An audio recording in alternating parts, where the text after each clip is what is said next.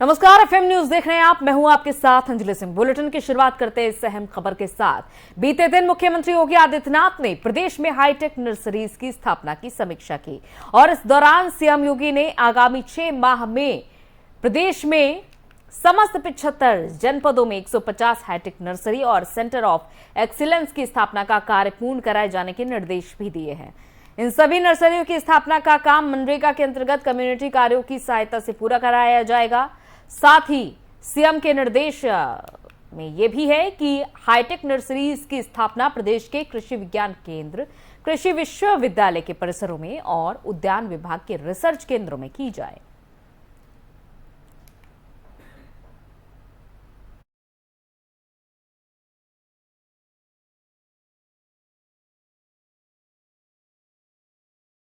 और भीमसेना प्रमुख सतपाल तंवर के खिलाफ एफआईआर दर्ज हुई है। कानपुर के कोतवाली थाने में गंभीर धाराओं में मुकदमा दर्ज हुआ है। तंवर ने नुपुर शर्मा की जुबान काटने वाले को 1 करोड़ का इनाम देने की घोषणा की थी और अब सतपाल तंवर के खिलाफ गंभीर धाराओं में मुकदमा कानपुर के कोतवाली थाने में दर्ज हो चुका है। 2 दिन पहले कोर्ट में भी परिवाद दर्ज हुआ था। कोतवाली पुलिस ने अधिवक्ता हर्ष कुमार की तहरीर पर एफआईआर दर्ज की है।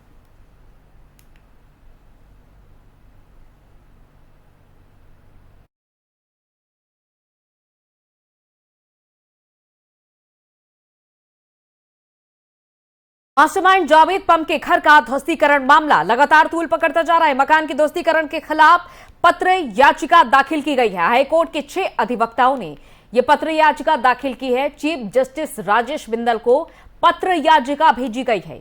याचिका में बताया गया है कि मकान पत्नी के नाम पर है। याचिका में पीडीए की कार्रवाई को गलत बताया गया। अवैध ध्वस्तीकरण बताते हुए मुआवजा देने की मांग भी की गई है। दोषी अधिकारियों को दंडित किए जाने की भी मांग की गई है।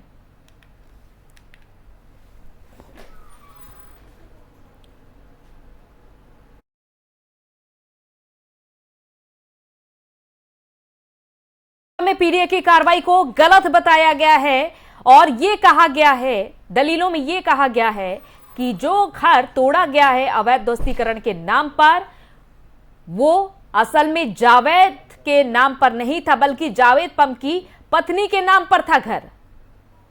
तो बिना जांच पड़ताल की कार्रवाई की गई है। इस तरह की दलीलें रखी गई हैं इस पत्र याचिका में इन 6 अधिवक्ताओं की तरफ से। अब देखना यह होगा कि इस मामले में आगे जांच बढ़ती है या नहीं बढ़ती है। कोर्ट क्या अपना फैसला सुनाता है, सुनवाई होती है या नहीं होती है।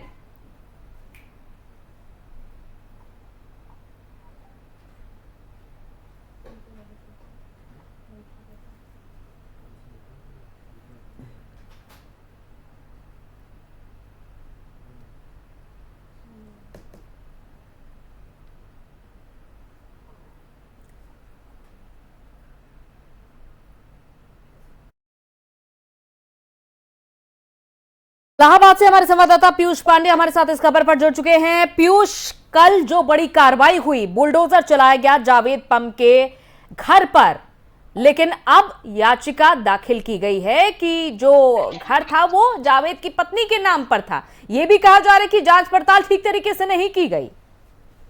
जी लता, आपको बता दें कि जिस तरह एक बड़ी कार्रवाई कल की गई थी और एक सबक सिखाने का प्रयास किया गया था प्रशासन की तरफ से, उसी क्रम में उनकी जो पत्नी है उन्होंने यह दावा किया है कि जो मकान ढहाया गया है या बुलडोजर चलाया गया है वह उनके नाम पर है, उनके पति का कुछ लेना देना नहीं है। ये उनके पिताजी ने उनको गिफ्ट में दिया था ये मकान।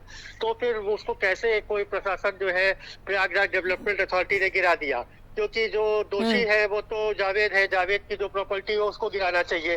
अगर उन्होंने उनके नाम की प्रॉपर्टी गिराई तो निश्चित ही ये गलत है।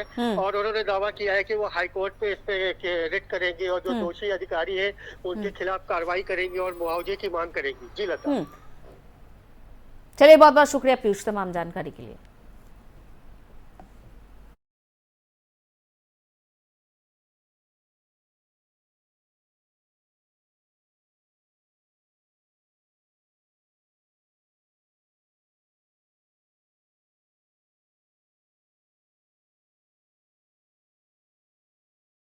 और देश भर में चल रहे नुपुर शर्मा के खिलाफ नारेबाजी के बीच हुई हिंसा के खिलाफ सरकार सख्त हो चुकी है। जहां एक तरफ योगी सरकार उपद्रवियों के खिलाफ सख्त होती नजर आ रही है, वहीं कई विपक्षी नेता उनका बचाव करते भी नजर आ रहे हैं। और इसी बीच सपा अध्यक्ष अखिलेश यादव में उन्होंने ट्वीट कर प्रयागराज के मास्टरमाइंड के घर पर बुलडोजर की कार्रवाई का विरोध किया है। अखिलेश यादव ने ट्वीट कर लिखा कि ये कहां का इंसाफ है कि जिसकी वजह से देश में हालात बिगड़े और दुनिया भर में सख्त प्रतिक्रिया हुई, वो सुरक्षा के घेरे में है और शांतिपूर्ण प्रदर्शनकारियों को बिना वैधानिक जांच पड़ताल बुलडोजर से सजा दी जा रही है। इसकी अनुमति ना हमारी संस्कृति देती है, न धर्म, न विधान, न संविधान। नुपुर शर्मा ने एक टीवी बहस में टिप्पणी की थी मोहम्मद पैगंबर साहब को लेकर, जिसको लेकर अब पूरे देश भर में बवाल मचा हुआ है। जहां शुक्रवार को ही प्रदेश भर में बवाल की खबरें सामने आई, इसके बाद तमाम उपद्रवियों को चिन्हित फिर से किया गया और जो मुख्य साजिशकर्ता था प्रयागराज में यानी कि जावेद पंप, उसके घर पर बुलडोजर भी चलाया गया, जहां याचिका भी दाखिल की गई है। साथ ही साथ कई तरह के वीडियो भी सामने आए, जिसको लेकर भी अखिलेश यादव ने सवाल उठाया है। जैसे जेल में पिटाई के मामले में अखिलेश यादव गलत ठहरा रहे हैं पुलिसकर्मियों की इस कार्यशैली को। तो बुलडोजर कार्रवाई पर निशाना साधा है। साथ ही साथ अखिलेश यादव ने कि इसकी अनुमति ना हमारी संस्कृति देती है, ना धर्म, ना विधान और ना ही संविधान। ये कहां का इंसाफ है।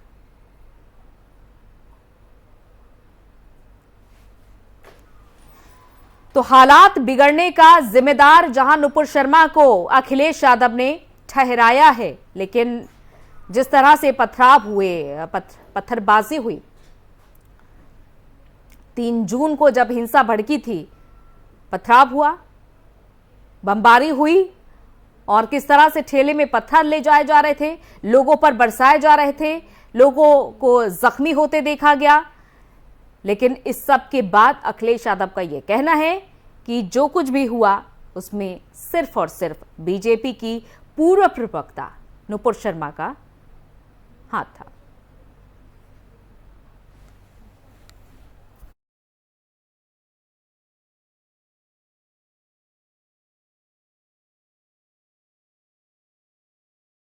तो प्रदेश में जुमे की नमाज के बाद भड़की हिंसा रोज एक नया मोड़ ले रही है। उत्तर प्रदेश में पैगंबर मोहम्मद पर टिप्पणी के विरोध और बीजेपी से निलंबित नुपुर शर्मा की गिरफ्तारी को लेकर कई जिलों में भड़की हिंसा को सपा प्रमुख अखिलेश यादव ने ट्वीट कर शांति प्रदर्शन बताया।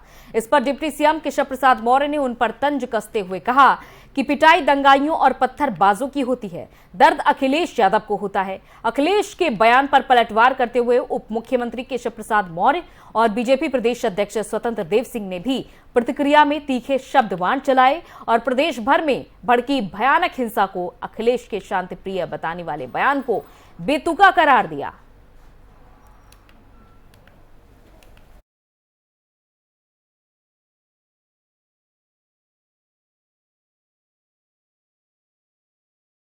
रुक करते हैं एक छोटे से ब्रेक का, जल्द लौटेंगे।